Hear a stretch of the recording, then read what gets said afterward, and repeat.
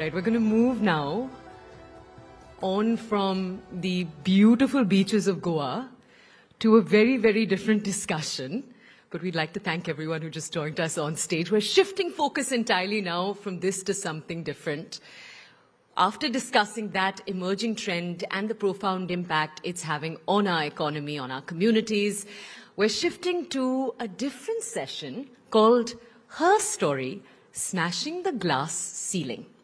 So we're going to have with us on stage incredible women who've defied expectations, shattered barriers, and redefined success in a few different fields. We'll be hearing their stories. So they'll tell us about how they've refused to accept different kinds of limitations that were imposed on them at various stages of their life, how they've forged new paths for themselves and for future generations. Just in a few moments, we're going to have the voices of trailblazers who've smashed that ever-present glass ceiling that we talk about. And they're going to share their stories about how they continue to inspire the women around them in their lives to reach higher, push harder, and break through every boundary. Let's give a huge round of applause. I'm just going to introduce our next guests first before we do that, and then we'll have them on the stage. We have Dr. Sangita Reddy. She's the Joint MD of Apollo Hospitals Group. She's also the chair of G20 Empower India. We'll have them on in a second. Right after that, we'll also have Debjani Ghosh, the Distinguished Fellow of the NITI Aayog. And we're also going to have Sindhu Gangadharan. She's the chairperson of NASSCOM and the MD of SAP Labs India. And taking this conversation forward over the next few moments is Shireen Bhan. If we could now have you all onto the stage, please. Let's give them a warm round of applause.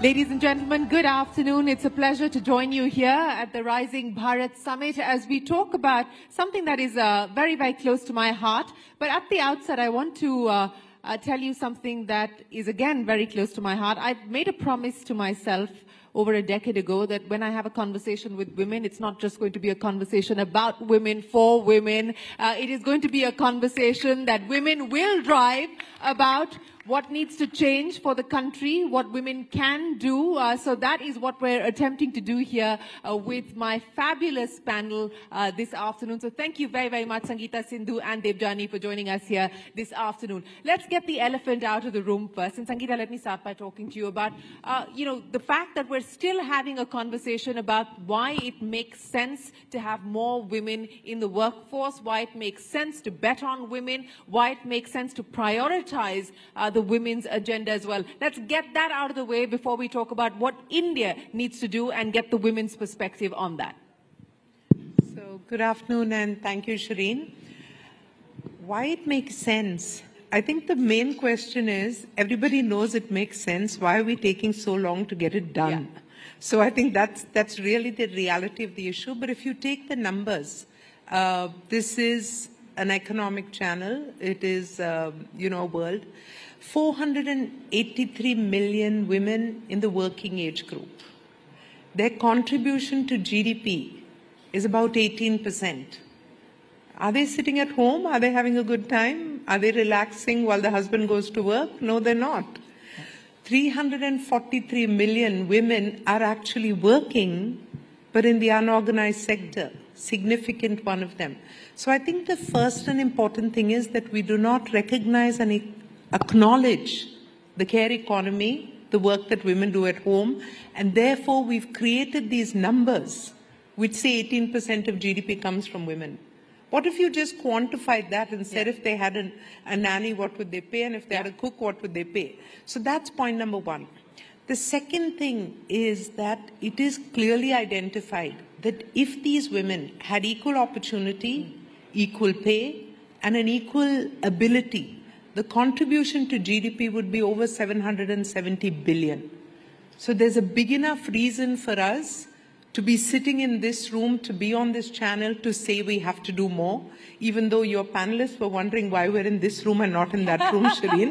So let me be honest with you. Only a scheduling issue, nothing more to it. Thank you. So, but just coming back to the main point, this is serious. I've sat across the table, kitchen table from housewives who make household snacks, but didn't get a bank loan to take their business over 5 lakhs. Yeah. I've spoken to women, who have done garment businesses and grocery businesses. And, so the entrepreneurial spirit, the need to make money, the need to be relevant is all translating now into this. It is this beautiful moment in time when we can take it to the next level. And similar is, the story may be different, but the theme is the same. Yeah. Across women in the workplace, women, in jobs, women in government, women aspiring to be in leadership. So I think the big point is that there's a gap. We need to correct it on multiple levels. The potential is there, the spirit is there, and women who've been given an opportunity have made it happen. Yes, they have, and I have 3 wonderful women who made it happen quite literally here on this panel. But Sindhu, just to take forward the many numbers that Sangita threw our way to bolster the case for why we need more women to participate in the economy in general. Now, I want to understand from you, from the SAP lens, the measures that you've been able to take to ensure that you do actually get closer to parity as far as the workforce is concerned, and from a NASSCOM lens as well. As you look at the tech sector today, we're talking about the disruptions on account of AI, etc. Do you believe that technology is going to be the equalizer, or do you believe technology and the fact that women usually have less access to it will widen the gap? Yeah, first of all, Shireen, great to be here, and it's an absolute privilege to be amongst all of you phenomenal leaders.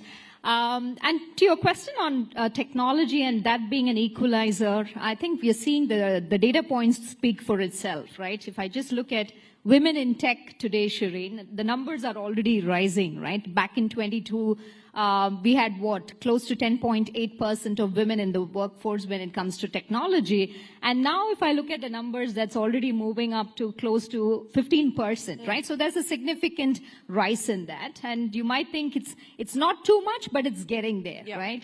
But it's a different story at the leadership level.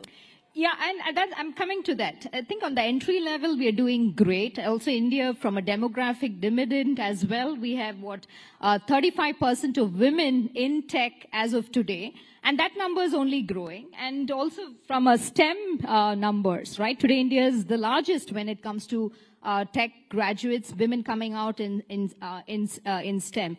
But you're absolutely right. As these numbers go up, as these people move up the ladder, you see that what I call as a drip effect, right? People start dropping off, and women, particularly in their mid-level career points, you see a drop off, and that even more moving forward to the C-suite, you see a significant drop. And the reason being also multifaceted, right? It's not just one size fits all, but it's really about family pressures that come up at that point in time. It's also about an absence of role models to a great extent. It's also many times organizations not having flexible policies, work culture. And lastly, I would also attribute it to women to a certain extent, because there's a lot of self-doubt as well in women, particularly when they reach specific levels, right? And this is also backed up by data. I call it the perfection penalty. Yeah, no, and that perfection penalty, it's proven with data, because men tend to apply to roles when they meet like 60% of the criteria, whereas women only apply to roles when they meet 200% of the criteria, right? And LinkedIn behavioral data also states that women tend to kind of not apply to roles and kind of skip out of 20% of the roles just because they don't meet some of the criteria. So a lot of things. And coming to SAP, Shireen, I mean, we also looked at data quite intensely, right? And we also saw that some years back that women, particularly in the midpoint of their careers, were dropping off. And one of the reasons, like I said, was also the young parents, right? They need to take care of their kids, and most of that pressure many times fall on the women. And so what we did is we started our saplings, which is our creche right on our campus, so that young parents could drop off their kids, feel at peace. Nursing mothers always had a chance to visit their babies and take care of them, but still have that everything what they need to thrive in the workplace, right?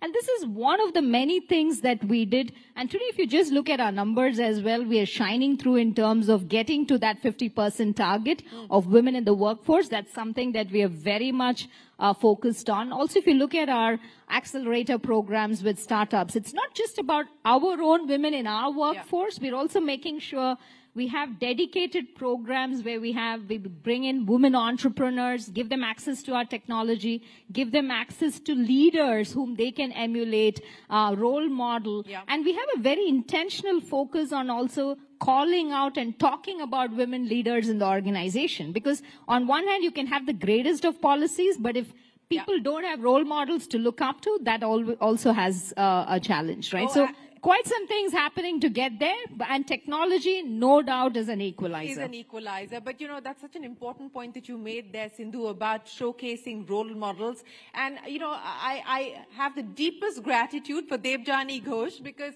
15 years ago, we were on a panel together, and Debjani looked at me and she said, you know, when you look for role models in India in the context of women, there's either Mother Teresa or Katrina Kaif. We have nothing in the middle. And that set me on a path to actually find women, showcase women across different sectors, across different industries. And that resulted in our first show called What Women Really Want. And that resulted in our big campaign, Future Female Forward. So Debjani, eternally grateful for you know, really showing us the mirror. Shireen, you need a round of applause for doing that. No. It's really thanks to. But it also means we've been talking the same thing for 15 years. Exactly, we have been. But Debjani, as you look at where we are today, I mean, as you pointed out, you know, so much has changed, but yet so little has changed as well. From a point of view of where India finds itself in the world, from a point of view of this backlash globally against now what is being sort of, you know, thrown under the bus as diversity and inclusion, do you worry that there is going to be a further setback to the cause of more women participating in the workforce? No. And that's completely my personal point of view. But I honestly think diversity and the whole focus on diversity didn't do much for the cause of women. I think if anything, it was beginning to hurt the cause of women. We were almost being treated as someone who deserves that seat because of our gender and not because of our capabilities. And I've always fought against that. I've always stood against that. I think having a more inclusive charter to say that talent will thrive. Yeah. And if you have the talent, you have the capabilities, then we are not going to look at anything else. It's the best thing that can happen for women. Because what I'm convinced about is, given the opportunity to the right quality education, women will thrive. Women have the mindset, they have the hunger, and the hunger is just growing. The next generations don't even need support. They are hungry, they want to make a point. Yeah. The hunger is growing. So I think we have to figure out how to move the blinkers, how to move those filters, that legacy, you know, the baggage of legacy that we carry, that mindset of judging someone based on, are you, especially at a leadership level. The reason why we don't have a lot of leaders in leadership positions is because the CEOs are all men, or mostly men, with a few exceptions that we have. And when they hire, they want to hire people who are just like them. Exactly. So immediately gender filter comes up. So these are real problems that need to be looked at. But I have never been a big fan of the whole diversity agenda. I've been a much bigger fan of inclusion. No, you're absolutely right. And I'm glad that you point that out. And I think that once you start to create a culture of inclusion, and that it includes much more than just gender, it truly talks about diversity in the workforce, you can achieve many of the outcomes that we are discussing. But I want to talk about where India finds. Just one thing Yeah. want to add to that? It should be merit-based Yes, inclusion. of course, of course. I want to now talk about where India finds itself, and I want to get the women's perspective and the leaders' perspective on this. It's a tumultuous world. It's a volatile world where every minute there's a tweet or there's a comment that is shaking global markets. It's changing business confidence and investor sentiment. Within this milieu, the opportunities that you believe India enjoys, the advantages that India should leverage on. Sangita, I want to start by talking to you about that. What do you believe India can do? What do you believe India should do? How should we position ourselves in this global environment?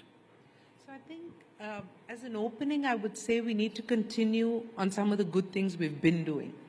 On the women agenda, just the phrasing of the terminology of women-led development versus just women development itself was a game changer because it showcased the ideology that women can lead society.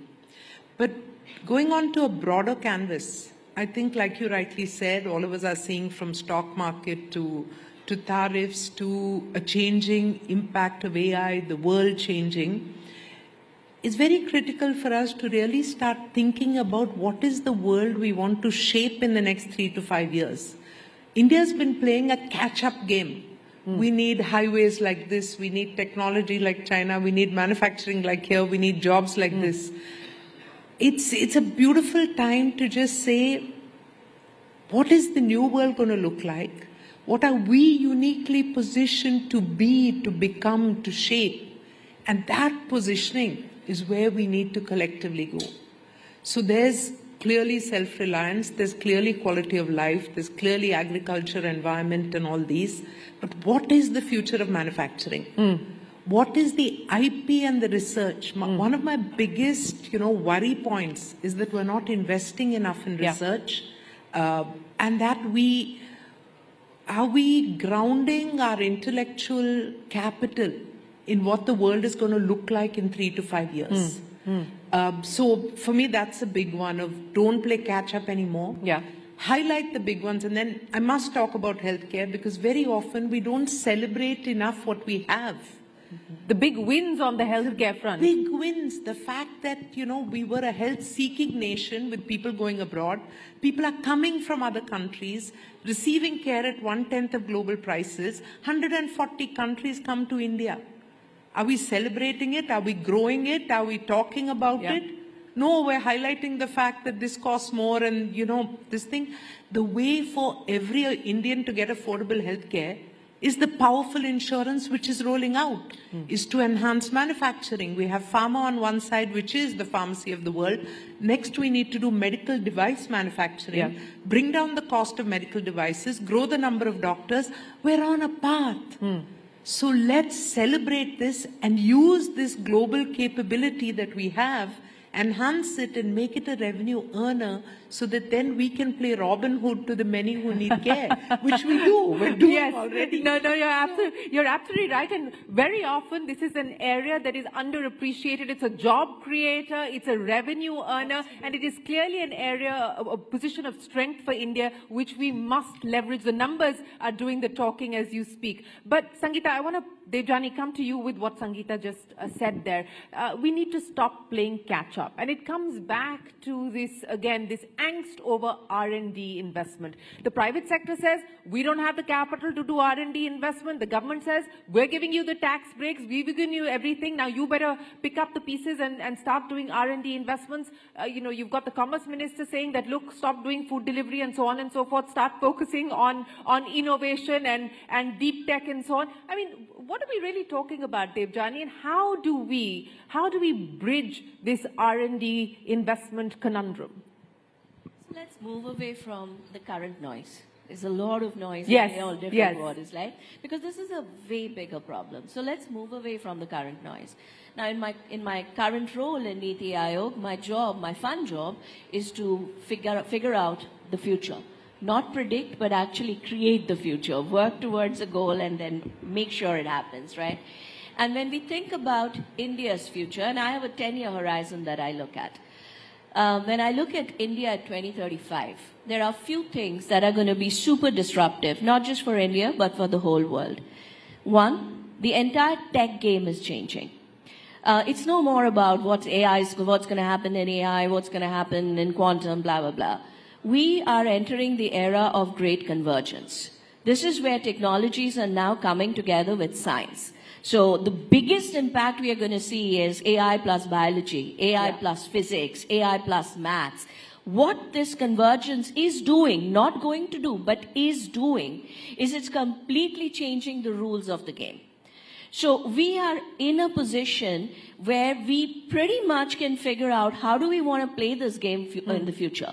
Because the race is just beginning. Right. The race is just beginning, and it's an infinite race. There is no end point. There is no goalpost. It'll continue to evolve. So one, there's complete disruption going on, which will impact every sector, every government, every citizen in how we live. In fact, there's nothing that it will not touch. So how do we leverage that? Two, the focus globally, if you look at geopolitics, the focus is now changing from regulation to control. So, and I think the AI Action Summit gave out a very, very clear signal, right? It's no more about regulation. It's all about who will control supply chains, tech supply chains. So you're going to see a lot of different play in export controls. US is already doing it, the US AI Diffusion Act, etc., which is most probably going to become a rule in less than a month.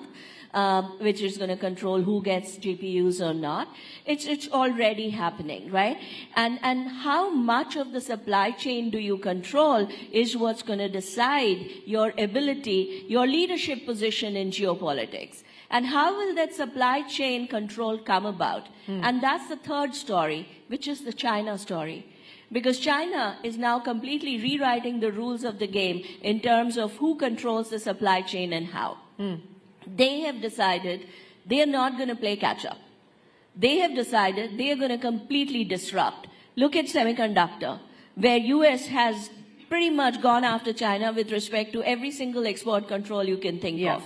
You will not get access to ASML, you will not get access to NVIDIA, latest chips, blah, blah, blah, blah, blah. What is China doing? Last month, Peking University came out with a completely new material developed on a 2D material, completely new material for semiconductor manufacturing, not using silicon. It's based on bismuth, and it basically 40%, if it's true, the claims are true, it's 40% faster than the fastest mainstream chip today, and 10% more energy efficient. They've come out with a completely new ultraviolet mechanism which says that we don't need ASML anymore. Right. So they are disrupting, and to do this has to be the India story.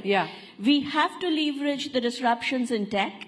We have to go after the supply chain control. And the only way we can improve our position in the supply chain control is to focus on disruption and not catch up. And none of this is going to be possible with our current R&D mindset. And I'm saying mindset. I'm not even saying investment. Because even with the current R&D mindset, if you pump in billions of dollars, we will still not show outcome. So this is what I want to get into, this R&D mindset that you speak of. And Sindhu, let me bring you into the conversation as well. Because, you know, one of the big positives of the India story over the last decade has been the global capability centers, the GCCs. Everybody's talking about them, whether it's Microsoft or any company at this point in time. You know, the largest base outside of their home bases are sitting here in India, and it's actually IP that is being done here in India, so it is being developed in India. So there's not an intellectual capital perspective. Then what is the issue? If we seem to have the R&D mindset to do GCCs, why don't we have the R&D mindset to do India-driven IP? Yeah, I think I love what Debjani said, right, in terms of focus. But I think the thought process, Shireen, is how do we bring this mindset right into education systems? Because yes, we are all able to do it. I mean, just take SAP as an example. 25% of the patents that come out of SAP globally come out of India, right? Now, so which means the people are able to do it, generate IP. And to your point, Debjani, on how China comes in and comes up with this very unique ways in developing technology, I think there's also a time for us to reflect upon our education system. How are we training the young minds to go out there, become the problem solvers of the future? Design thinking, problem solving, not looking at how do we apply technology to a problem, right? Yeah. And it's not just about who's the best Python programmer or who can be a full stack developer. All that is important. Technology is important. But how do you step back, look at problems? How do you design for scale? And this is the mindset that we are trying to change, and we have to change if we get to solve all, if we want to drive that kind of IP creation at scale, not just for the world, but for solving the problems in India. And this is also why that strong collaboration between the industry, between the government, between the education needs to be fostered much, much more. We need to go to the schools, look at how are we applying technology for real world problems and make them understand what it is when we talk about business problems. And I'm absolutely confident if we bring that right into the education system, there's going to be all of those points, what you said, we can thrive with that. There's no doubt about that. But that needs to be a very strong, focused effort across all parties. Absolutely. With all hands on deck and all stakeholders on board, it cannot be done in silos. But, you know, the comment that I get very often is, why is it that only the men are asked to future cast for India? Well, no, ladies and gentlemen, the men are not going to be asked to future cast. The leaders here on this panel are going to be asked to future cast for India. Sangita, you gave us one big engine of growth, which is, of course, healthcare services. Heal in India is a mission that's been launched by the government. And I know something very interesting that you're doing at Apollo, to Debjani's point of trying to converge medicine and our medicine capabilities with AI. You've got the Apollo engine that you've set up, AI engine that you've set up, and you're driving forward. A, run us through that, but B, also talk to us about what you believe the next 5 to 10 years could potentially look like for India. So first, I think so much of what Apollo does is driven by this passion or this vision to bring affordable, accessible healthcare within the reach of everyone. And there is a constraint of human resources, so there is a constraint of knowledge, and knowledge is growing faster than we can even keep track of. So we tried to converge artificial intelligence, the knowledge that our doctors have had, the huge database of patients we've treated, and build two very important engines. The first one is Ask Apollo, so that a public who is inundated with things from Instagram, you know, eat cinnamon, do this, do that, this works, Ackermansia, all kinds of stuff. Who is your credible voice to enable? And the reason to empower people is because 70% of deaths in the modern world are happening because of non-communicable disease, which are caused by lifestyle, which are within the power of the human being to control. So if you have the right knowledge, if you're doing the right things, you can reduce the burden of disease. Therefore, please get credible knowledge, do lifestyle modification, do appropriate behavior practices, whether it's blood pressure or, you know, cholesterol or 100 things that I won't go into. But the fact is, we want to empower people, and AI can help. The second one is a clinical intelligence engine, which goes to help doctors choose the right antibiotics so that we're not misusing antibiotics, get into the right cancer protocol so that we're not missing the opportunity of immunotherapy. So these are the two things that we've built. But coming back to this future, and where are we, you know, seeing where this can go. So number one, 3 things, and I've said this before, but it still remains powerful and relevant. Biology.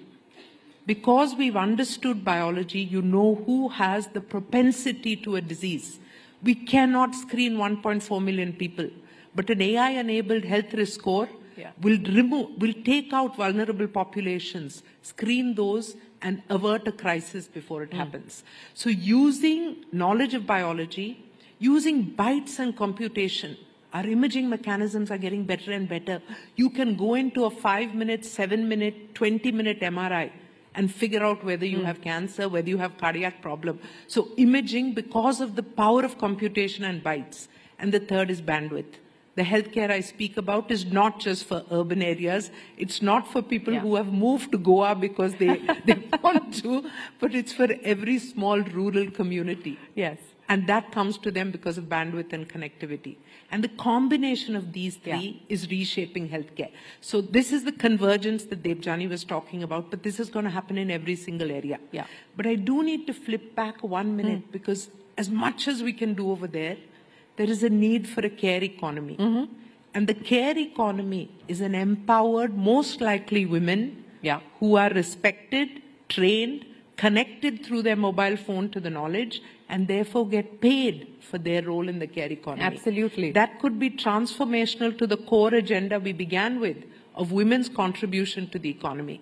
So if we think through this ability to use technology, take real world problems, not just build for bubbles of the city, but really for the ocean of humanity that India is, we will emerge. And just my last one, because I don't want to miss this opportunity, that during G20, we created a product which was labeled as India's gift to women of the world, which is tech equity. Yes. Build equity through technology access.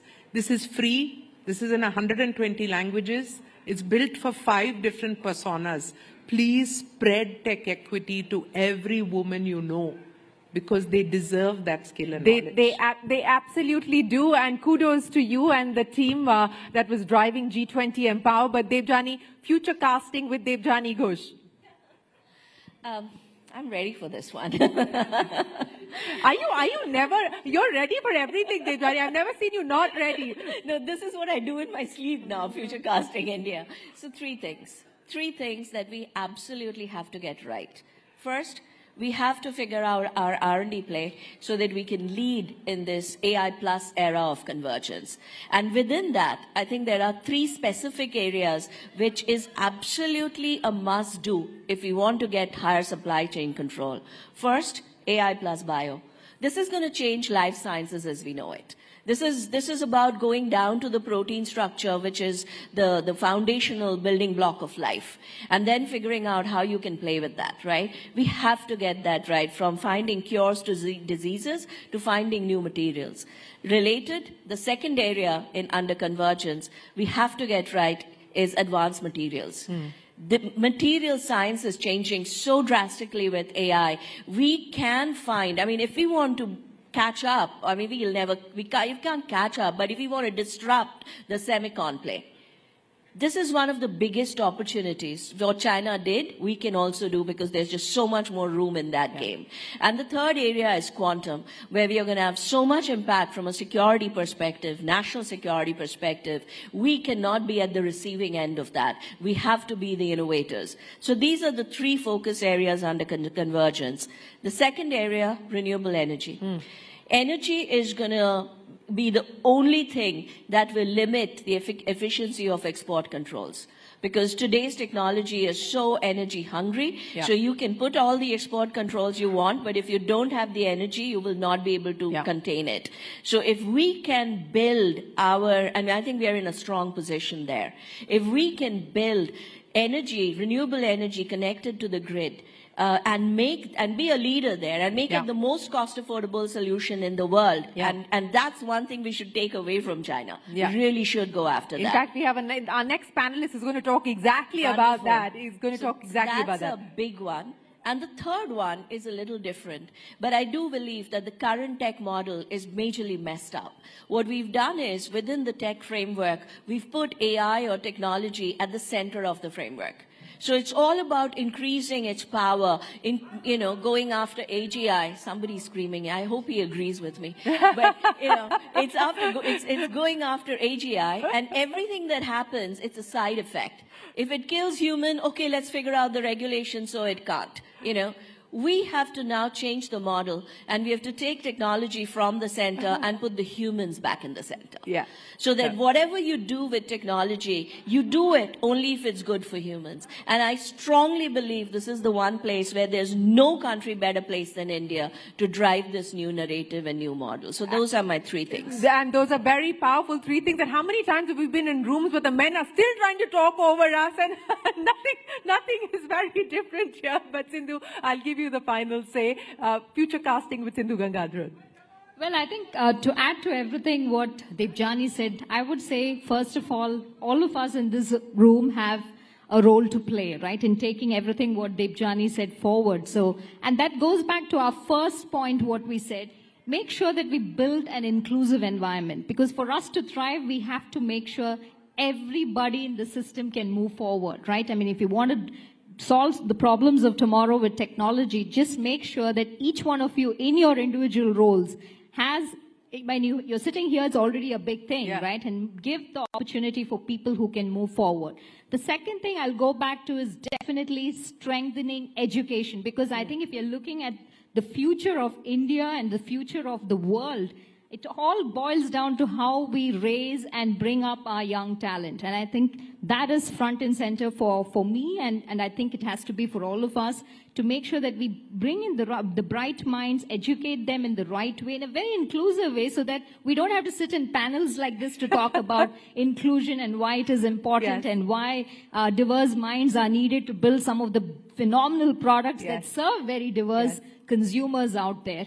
And last but not least, I'd say the power of technology, right? I mean, let's not forget it. There are so many challenges that we are, even going back to the question that you started off with, how do we ensure that women are at the table? Today, we can use technology to really illuminate, build the transparency. You have AI to crunch through completely complex data sets to come up with those data points. So use technology to your advantage. Don't sit there and say, I don't know what's going on, but use technology. There's tons of technology out there, but use it in the right way to address, be aware, and drive change. Well, you know, ladies, as, yes, go ahead, Sangita. So I'm just going to add, you know, one thing to this, that all these are critical. There's technology, there's research, there's environment, there's this thing. The one thing that India continues to hold is this superpower of being good. There's somewhere this thing, we were never an aggressor, we are an acceptable denominator across. In a way, I think we're the Switzerland of the modern world. So we need to hold on to that, because we enhance our value system. I'm really trying to talk over this guy, because the voice of the power of value is sometimes getting lost. Yes. And it's not just in a highly materialistic world. People are committing suicide over the stock market, but they're not committing suicide over the loss of value system. And even if they do, people are not putting it in their headlines. So I think the importance to protect a value system in the world is as important as everything else we're talking about. I couldn't have asked for a more appropriate closing here. Ladies and gentlemen, as is very, very evident, you know, the future is ours to take. And as Sindhu, Sangita, Reddy and Debjani pointed out, if you want a seat at the table, then perhaps we just have to build a longer table. Ladies, many, many thanks for joining us here on the program. Thank you very, very much for joining us here at the Rising Bharat Summit. It's always a pleasure to have you join us. Thank you very much indeed.